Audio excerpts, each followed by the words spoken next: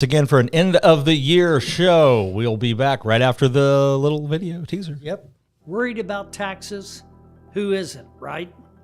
As our country continues to ponder how to pay for stimulus measures and relief efforts that were enacted during the pandemic, the Biden administration already has laid out several tax proposals that would leave the wealthy and corporations facing increases. While changes to tax legislation may be beyond our control, we can develop plans that include tax-efficient strategies, estate planning options, and much, much more. Protect what's yours. Call the Resource Center today to see how we can help minimize your tax bill to Uncle Sam. All right, here we are. Hey, what do we got? 3 days, 4 days left? 3 or 4 days, yeah. Yeah. Time to spend all that money if you're a business owner. So everything you've been procrastinating on that you were going to get done this year, you got 4 days left. Well, I just paid 3 days, right? Yeah. I just paid my personal property tax bill. I think today's the 28th. Yep. Yeah, 28th. So I went ahead and paid my personal property taxes.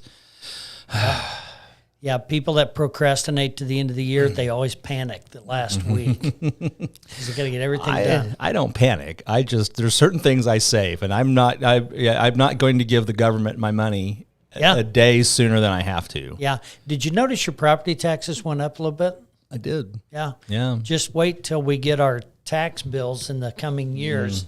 It's going to be astronomically different. Well, I think people don't understand we've been living under a temporary reprieve from the federal tax man because of the Trump era tax cut plan that has a sunset. He did us all a favor. 23 provisions are going to sunset in 2025. Yeah. And so the changes that are coming for 2026 are going to be significant.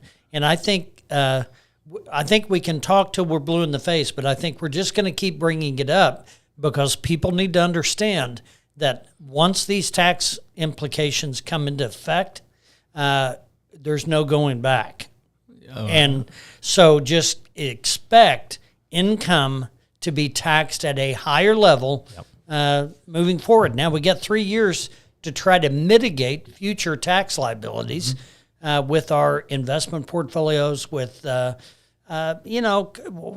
planning. Let's just call it planning. Sure. If we know there's a tidal wave coming, you're going to do some planning. Sure. And if you can see it on the horizon and it's going to take 3 years to get here, you probably should start making preparations. Well, you have some time. You have some time to do that, but the time to start is now.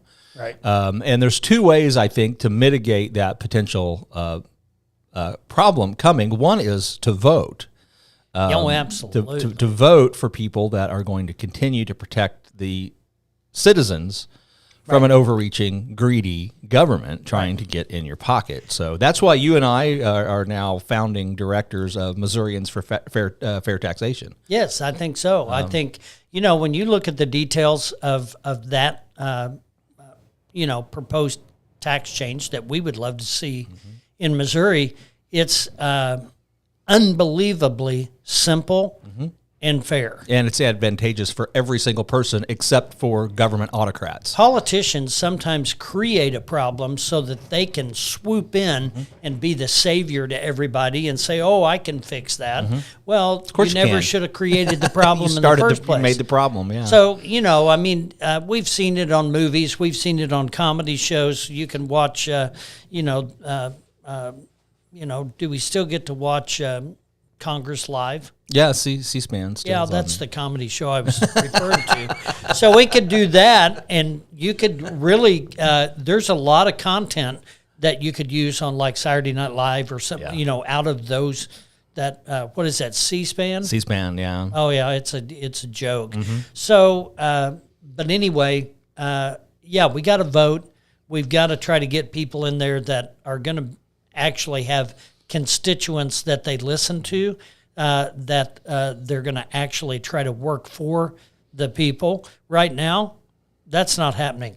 We have such and I'm not going to ramp on this, but come on. I'll go ahead. We're so sheltered in Missouri.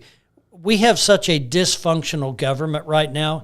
It is frozen. It cannot do anything. So what does it do? They propose to stop like Title 42. Let's just open our borders up. Yeah. Well, they're creating so much conflict and so many problems that citizens are going to have to deal with, right? Yeah. So how do we deal with that? Well, yeah, vote, throw them out, drag them out, do whatever to get these people out of office so that at least we can get somebody in there that's got a fresh brain and is not, golly, how do you say it?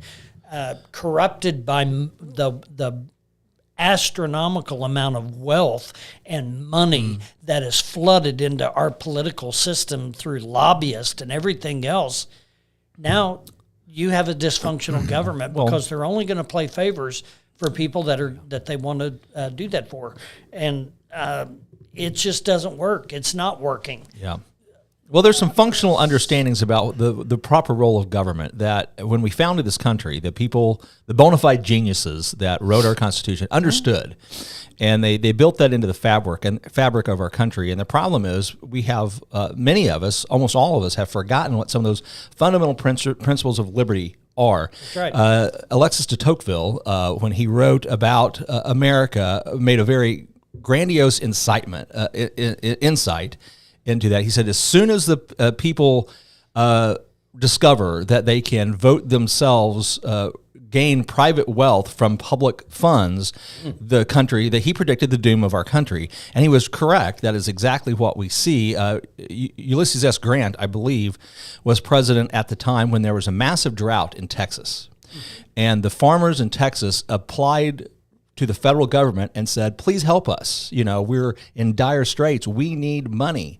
And President Grant wrote them a very excellently worded letter expressing his deep sorrow and sympathy with their plight, but said, despite the fact of how much you need help, the fact that I want to help you, and that you maybe even deserve help, I cannot violate the principles of good government by giving a private benefit to you from public funds. And we have long forgotten that in this country, that you cannot do that. That is an improper role of government. Right.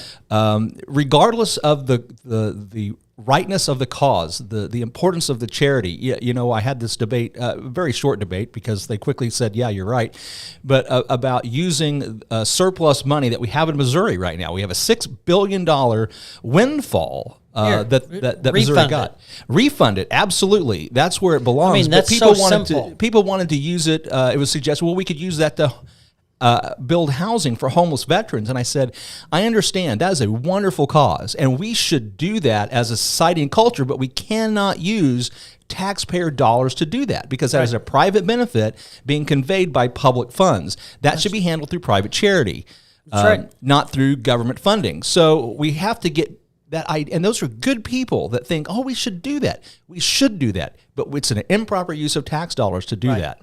Right. And we have to get back to understanding what taxes are for, what government is for, and get the government out of the charity business, because it doesn't belong there, because we don't all agree on what appropriate charities are.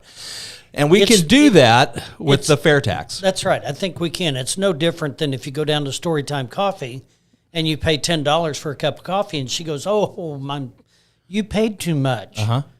Oh, well, just give me free coffee for the next year and a half or whatever. Yeah. That's not right. They should not keep my money. They should refund my money back to me and say, look, next time you come in, we'll just make sure you pay the right amount. Which is so why is it any different with the government? We paid in $6-8 billion too much money as citizens of Missouri. They should refund it back. Absolutely. And then we go again in January, and we do it all again next year. And if we pay too much next year, they should refund it back. If we don't pay enough, they should say, sorry, folks, we got to raise our tax. So I agree. Why not just make it all on consumption? So if you've got wherewithal and you have money, you're going to spend more. Yeah. You're going to pay more. Absolutely. Based on consumption. If you're not as fortunate, and you're a widow or a person that just doesn't need or spend a lot of money, you're going to pay less tax because your consumption is going to be less. In fact, and that's the way it should be. And you know what's also interesting? I think the government should also consider this. All these illegal gotten gains out here that are done somehow. Under the table. Under the table money, people working under the table. Don't tell me you haven't, because we've all done that. Trying to think, have I done that? Oh, yeah, probably. I don't think so. Try not to. You're gonna consume something with right. that cash you gotta got, spend it. and so it's gonna be more fair. And so I just think the fair tax needs to be on the ballot for 2024, and Missourians need to vote that we want the government out of that part, and we want to bake it on consumption, and that's the way we want it, and here's the way it is, and so we're going to vote it in. And it is the fairest to the poorest, because if you make if your earnings are the poverty level or less, which is around $32,000 for a family of four, you pay no tax. No tax at all. Your tax rate is zero, because you get a prebate before you pay the taxes. That's right. We send you the money in advance to pay the taxes whenever you go spend that money on your basic necessities. So it's very, very fair. If you'd like to find out more, you can go to fairtaxmo.org. It'll take you to our Facebook page. We'd love to have you join us.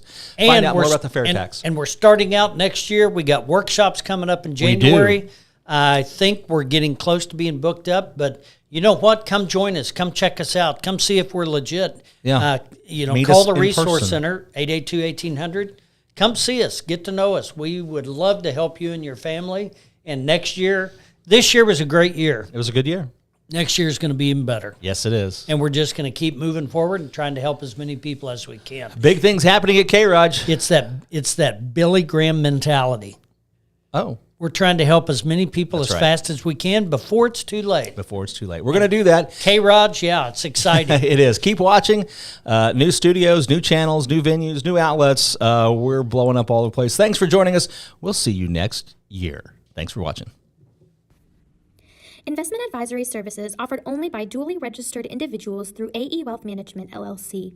AE Wealth Management and the Resource Center, Inc. are not affiliated companies. Investing involves risk, including the potential loss of principal.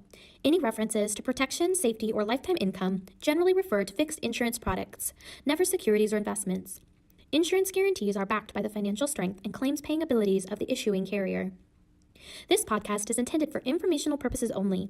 It is not intended to be used as the sole basis for financial decisions, nor should it be construed as advice designed to meet a particular need of an individual situation. The Resource Center, Inc. is not permitted to offer, and no statement made during this podcast shall constitute tax or legal advice. Our firm is not affiliated with or endorsed by the U.S. government or any governmental agency. The information and opinions contained herein, provided by third parties, have been obtained from sources believed to be reliable, but accuracy and completeness cannot be guaranteed by the Resource Center, Inc. This podcast is a paid placement.